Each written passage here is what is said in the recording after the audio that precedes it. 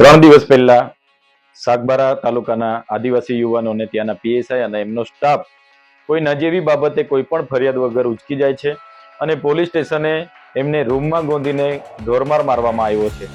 એમને તાત્કાલિક સારવાર માટે સાગબારા તાલુકા સિવિલ ખાતે દાખલ કરવામાં આવ્યા અને ત્યારબાદ એમને વધુ સારવાર માટે જનરલ હોસ્પિટલ રાજપીપળા ખાતે સારવાર ખસેડવામાં આવ્યા અને આજે તે લોકો સારવાર હેઠળ છે.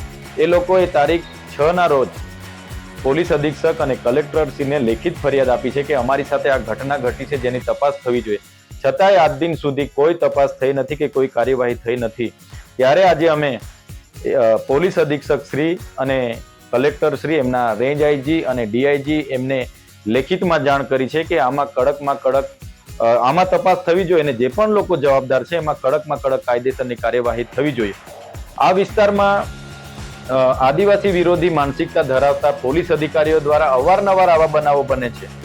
જે લોકો આ વિસ્તારમાં વિશ્વાસ ગુમાવી બેઠા છે, લોકો પોલીસ પર વિશ્વાસ નથી કરતી. આજે સુરક્ષા સલામતી માટે પોલીસ મૂકવામાં આવી છે, એ જ લોકો ભય પેદા કરી રહ્યા છે, એ જ લોકો ભક્ષક બની રહ્યા છે. ત્યારે અમે ક્યારે આ ચલાવવાના નથી.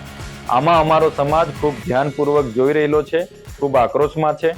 અમે શાંતિપ્રિય લોકો છે, સંવિધાનમાં માનનારા લોકો છે. પોલીસ અધિક્ષકને અને કલેક્ટરશ્રીને કહેવા માંગીએ છીએ કે આમાં યોગ્ય તપાસ થાય ને આ યુવાનોને ન્યાય મળવો જોઈએ.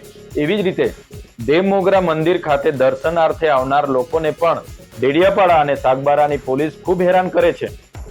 એટલા માટે 2 વર્ષથી દર્શનાર્થીઓની સંખ્યામાં પણ ઘટાડો થયો છે. તો કેમ તકલીફ છે? તમે કેમ આટલું બધું પાણી લોકોને બતાવી રહ્યા છો?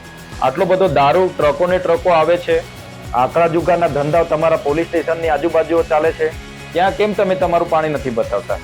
એટલા માટે હું પોલીસને કહેવા માંગુ છું કે આમાં કડકમાં કડક કાર્યવાહી કરો, નહીં તો આવનાર દિવસોમાં અમને રસ્તા પર ઉતરવામાં મજબૂરીથી અમારે ઉતરવું પડશે અને ખૂબ મોટું આંદોલન પોલીસ સામે અમે કરીશું.